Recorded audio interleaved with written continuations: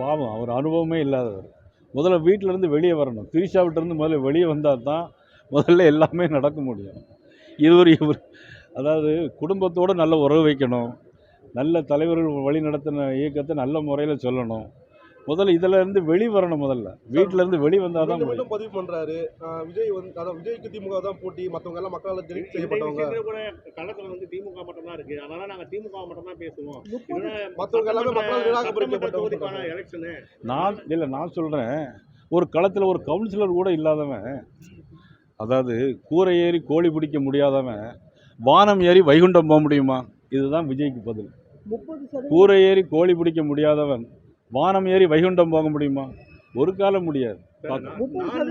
2 வருஷத்துல வந்துருச்சு எனக்கு அப்படின்றத சொல்றாரு சார். அனுபவத்தில் பார்க்கணும். உங்களுக்கு சட்டியில் இருந்தால் தானே அகப்பையில் வரும். உங்களுக்கு இதெல்லாம் இப்படி சார் 32% வாக்கு இருக்குன்னு தான் ஒரு நடிகர்னால சொல்ல முடியுமா? முதல்ல குடும்பத்திலிருந்து வீட்டிலேருந்து வெளியே வரணும் சார். குடும்பத்தினா வந்து ஒரு கட்சி நடத்தணும் சார். முதல்ல சார் போட்டி இங்கே பாருங்கள், நான் அவரை பற்றிலாம் பேசுகிறேன். ஏன்னா அவர் ஆளே கிடையாது எனக்கு. பெரிய கூட்டமாக இருக்கு சார். கூட்டம் இருந்தால் என்ன சார்? ஓட்டு வேண்டாமா சார்? விஜயகாந்த் கூடாத கூட்டமா? ஓட்டு வேண்டாமா?